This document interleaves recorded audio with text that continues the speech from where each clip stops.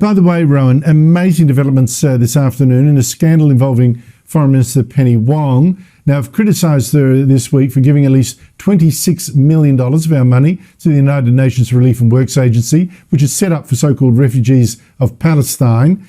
In fact, most of them are children and grandchildren of refugees.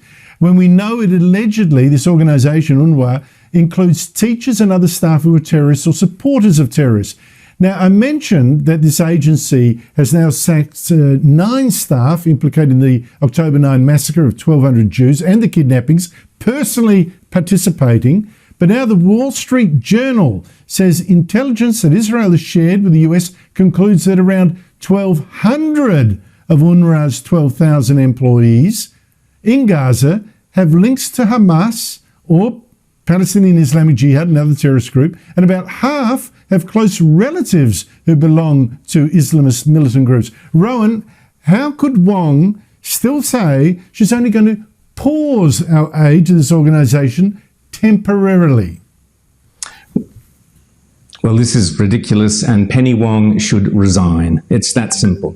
What Penny Wong has done, and let me just give you a very, very brief history. Back in 2018, the Spectator Australia and Outsiders launched a campaign to stop Australian tax dollars going to UNRWA specifically, the United Nations Relief and Works Agency. That was headed by a couple of our writers, Dr. David Adler, Andrew L. Urban, wrote articles about this. I interviewed David Adler on Outsiders. David Adler, armed with so much information, detailed information from Israel, went to the Australian government at the time and, along with Pauline Hanson and others, convinced Julie Bishop, so Penny Wong's predecessor by one, convinced her to reduce $10 million. There was $20 million at the time going, and they convinced Julie Bishop, based on the evidence they presented, to halve that and lop off $10 million. Because Julie Bishop was rightly convinced by the evidence that there was a high risk that Australian tax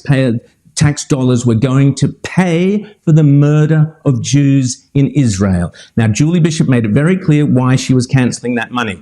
Now, if Penny Wong does not resign, she has to explain which bureaucrat in DFAT, the name, please, and the report that convinced Penny Wong that it was now safe to reverse Julie Bishop's $10 million, which Penny Wong did as one of the first acts as the new Labour Foreign Minister. Now, on what advice did she act? And if she acted without advice, she was recklessly endangering Jewish lives with Australian taxpayers' money because the risks were well known and well documented, and the Australian government had already acted on them. So either Penny Wong must resign now, because we now have the rest of the world saying, look at where this money has gone to, look at the risk, and look at the clear links between this organisation and terrorism. Now, if Penny Wong won't resign, she must give us the bureaucrat that convinced her that it was now okay to do it.